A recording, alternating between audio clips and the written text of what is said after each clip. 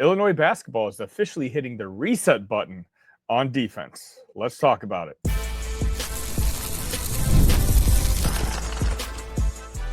You are Locked On Illini, your daily podcast on the Illinois Fighting Illini. Part of the Locked On Podcast Network, your team every day. Welcome all to another edition of Locked On Illini. Thank you all so much for making us your first listen each and every day. Today's episode is brought to you by FanDuel. Right now, new customers can get $150 in bonus bets when your first $5 bet wins. My name is Sunny Verma, your host here at Locked On Illini, where I continue to provide you coverage daily. That's right, every single day of the orange and blue. Everything is absolutely free. The only thing I ask for in return is if you can smash that like button and make sure you're subscribed to the channel.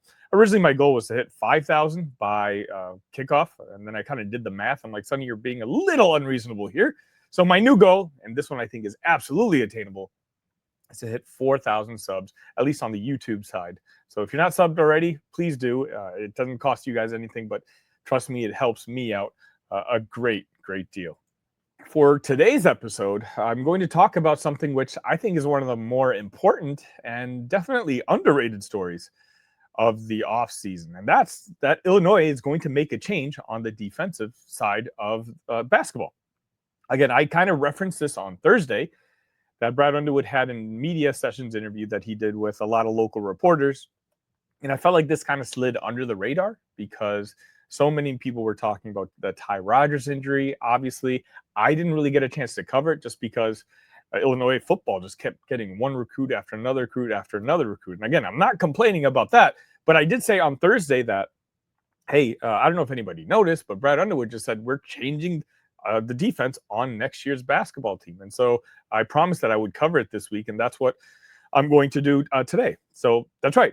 Brad Underwood is making some big-time moves. He's named new assistant coach Cameron Crocker as a program's new defensive coordinator. And the implications for this upcoming season could be huge. So today we're going to unpack exactly what this hire means, why the shift had to happen, and how it could reshape the identity of what we see as Illini basketball moving forward. So let's get into it. Let's start with what happened. This offseason, Brad Underwood officially promoted a newly hired assistant Cameron Crocker into the role of defensive coordinator. This move sent a very clear message, and that's that Illinois has to get better on defense. This comes as no surprise to any Illini fan or national college basketball fan. If you've been watching closely over the last couple seasons, you know what I'm talking about. Illinois has been electric on the offensive side.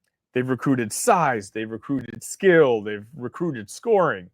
But on defense, they were meh.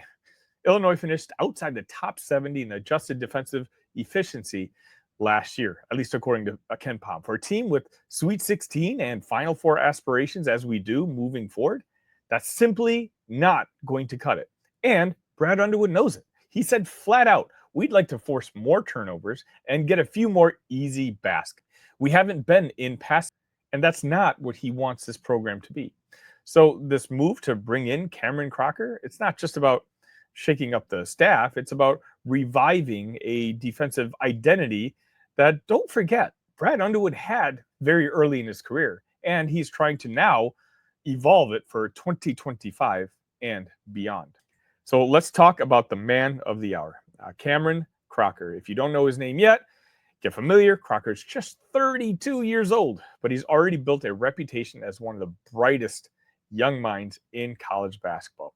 He comes to Illinois from Colgate, where he helped lead them to back-to-back NCAA tournament appearances. And what made Colgate special? Well, yeah, you guessed it, defense. Under Crocker, Colgate led the Patriot League in defensive efficiency, the stat I referenced earlier about Illinois, which wasn't too good.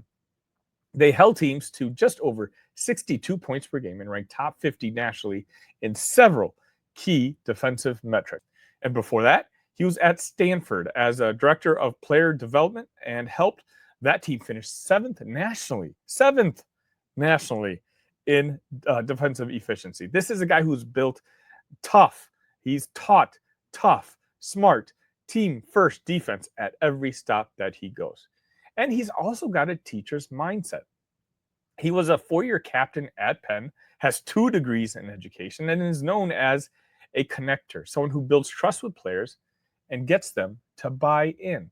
And if you're trying to overhaul a defense with that kind of leadership, that makes a lot of sense. I'll be honest, I was actually surprised with this new shift that Brad Underwood made, because everything I had seen about Cameron Crocker looked like he was a very good developer of talent. So I just assumed that's what he was going to do, and assumed that Zach Hammer was just going to get the position once again. I wasn't exactly satisfied with that answer, but looks like neither was Brad Underwood.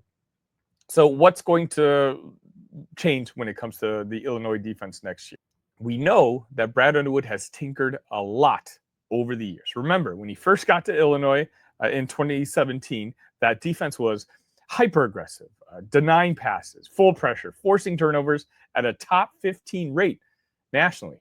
The problem is they fouled constantly and gave up a ton of easy baskets. So starting in 2019, Underwood shifted more to a pack line style of defense, trying to contain penetration, play sound positional defense. And this version was a little more consistent, but didn't create as many turnovers or transition opportunities. Now, with Crocker in the building, it sounds like we might be seeing a combination, almost a hybrid approach of the two. Something more aggressive, but something smarter. Underwood hinted at the bounce, saying, "We've been good, but not great. I think we'd like to force more turnovers and get more easy baskets, but not at the cost of rebounding or giving up paint touches." In other words, controlled chaos, ball pressure, better help rotations, maybe more switching, but with discipline. And Crocker has experience running both styles. At Colgate, it was aggressive, help, and recover. At Stanford, more pack line principles. He adapts to his personnel, and that's huge. Now, you might be thinking, all right, Sonny, I get it, new coach, new scheme, but how big of a deal is this really? And I'm going to say it as clear as I possibly can. It's a big deal. It's a really big deal. If Illinois truly does have aspirations for the next step, I'm talking Elite Eight, I'm talking Final Four, they need to go from good to great on the defensive side. We're not even at the good aspect right now. As good as our offense has been, 2 years ago, we had the best offenses in college basketball. Last year, we had one of the top offenses in college basketball. It's the defense that needs to be upgraded. Since 2002, only one NCAA champion has finished outside the top 25 in defensive efficiency. You need to get stops in March. Period. Full stop. Underwood knows that. And this move to bring in Crocker, I think it's a calculated gamble. It's also a bet that the ceiling of this program hasn't been reached yet. One of the things I'm most curious about is how is this defensive identity and how is it going to translate with the players that we have on the floor? So let's talk about a couple names. Andrej Stojakovic, I feel like he's kind of the obvious one. He's going to be a featured offensive piece, but don't necessarily sleep on his defense. At Cal, he actually had one of the highest block rates of any wing of any size. Underwood straight up said, I think he can be one of the best defenders in our program. Now, how high of a praise is that? That's up for you to decide. But then you've also got Kylan Boswell, who Underwood also singled out as an elite basketball on-ball guy. If those two guys lock in on defense, Crocker can help them gel as a unit. Well, then you're talking about a potentially top half, top third perimeter defense in the Big Ten. Look, we talk a lot about big names, star transfers, NBA draft buzz, and I get it. That stuff is exciting. But if you're trying to build a championship program, it's the foundational stuff that matters. And right now, Illinois basketball is doing the gritty structural work to raise the floor and hopefully their ceiling. Bringing in Crocker, giving him the keys to the defense, realigning the staff. This is Brad Underwood saying, hey, we're not settling. We are evolving. And that's why, even in June, I'm fired up for what's coming this season. Look, as I said, I didn't think he would make this move. I'm one of the few, apparently, when it comes to Illini Nation. Okay with Tyler Underwood continuing to be the offensive coordinator. I'm most satisfied with the job he's done the previous 2 years. Zach Hammer, I've had some concerns with, and looks like so did Brad Underwood. You let me know. Do you think Brad made the right call? From what you've gathered about Cameron Crocker, do you think he could be the right guy? I'm very curious. Let me know in the chat.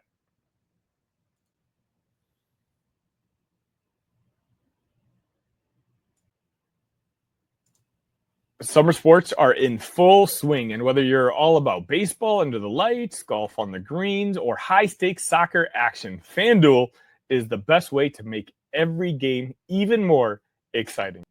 You're already following the action. Why not make it a little more thrilling? With FanDuel, you can get in the game while your friends are getting sunburned at the beach. I've been using FanDuel to track my favorite matchups, and the app keeps it fresh with new daily promotions and fun ways to bet. Again, I've already told you guys, I've got my eyes locked on PCA on the Cubs. I have them at plus 8,000 and plus 5,500 to win the National League MVP. Right now, he's the second favorite, I believe, right behind Shohei Ohtani. So that's going to be something I'm going to be following along all summer long. If you're new to FanDuel, new customers can bet just $5 and get $150 in bonus bets if your first bet wins. Open the FanDuel app today or visit FanDuel.com/LockedOn to get started.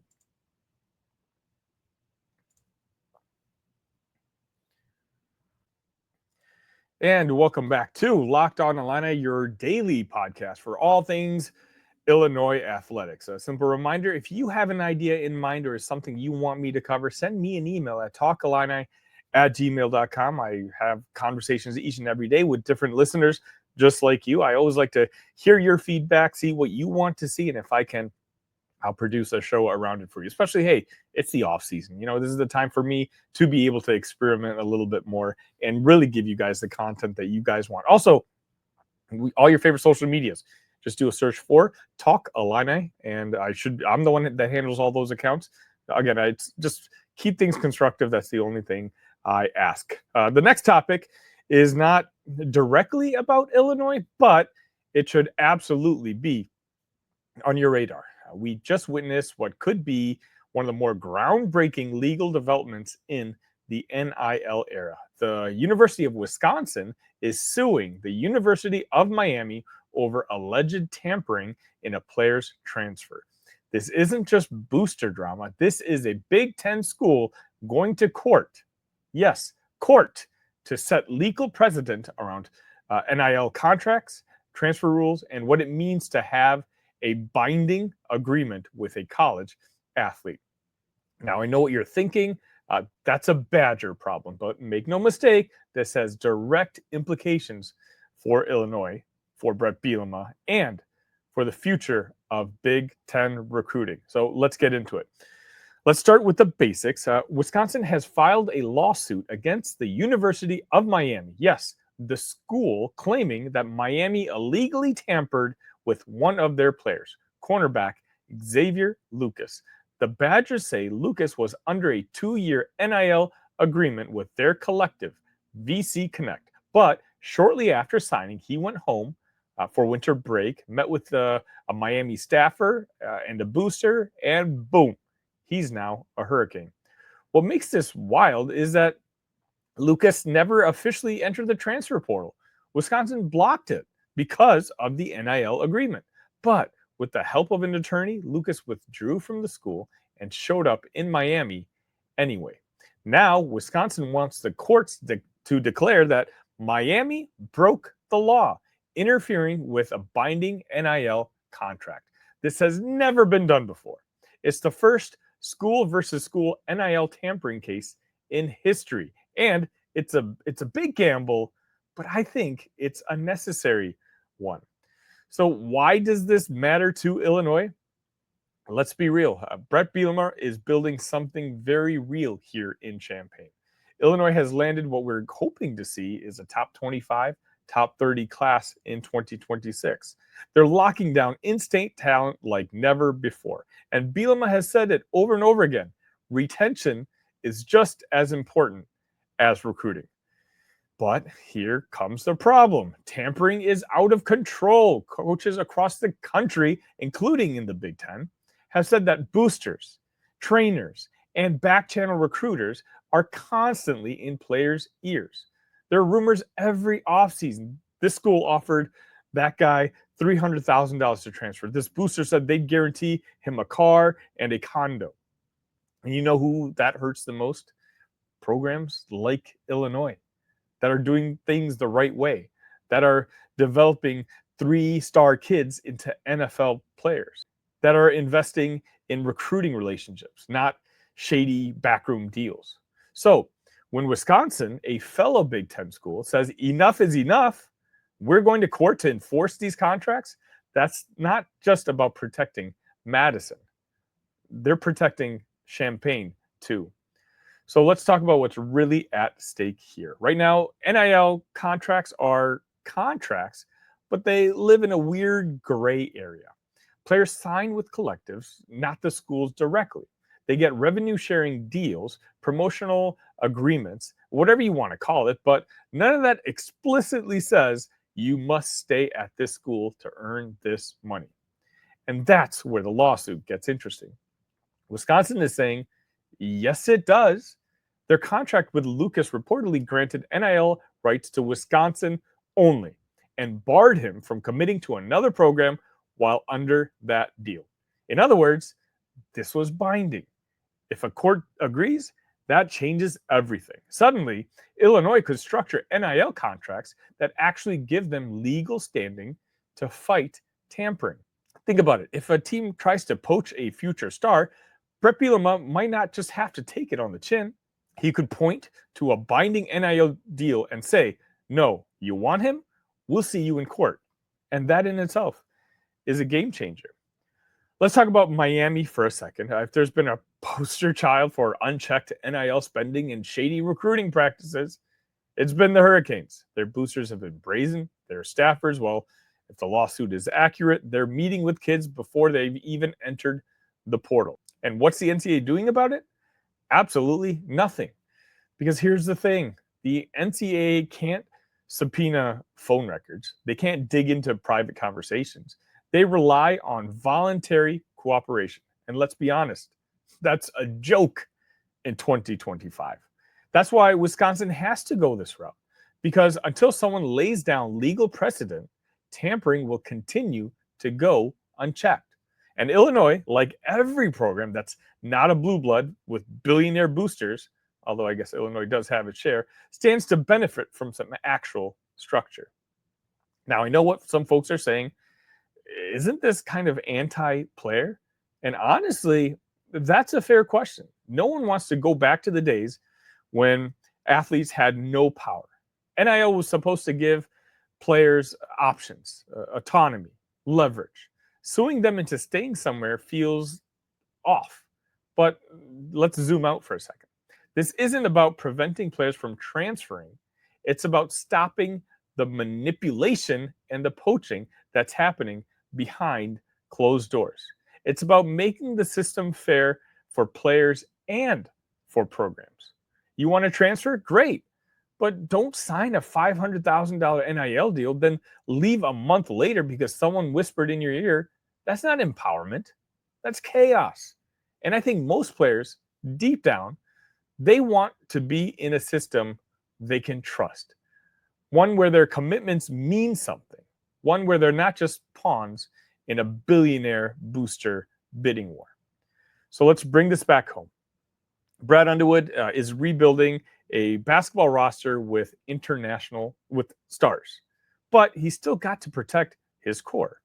Brett Bielema is stacking high school talent, but he's still got to fend off tampering from the bigger fish. This lawsuit, it might be Wisconsin's fight, but the outcome matters for every program trying to build something stable, and that includes Illinois.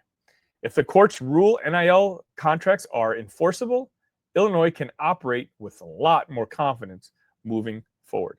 If the courts say tampering is punishable, Illinois gets a fairer shot at retaining stars they worked years to develop.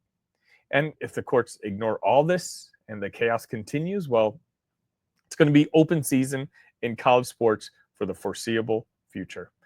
Either way, this is the legal case to watch in the NIL era, because what happens in a courtroom in Madison could shape exactly what could happen in Memorial Stadium and the State Farm. The college landscape has been changing day by day, every single day, to the point where, even I'm losing track of things. But this is certainly one court case that I'm going to be keeping tabs on, and I think you should too.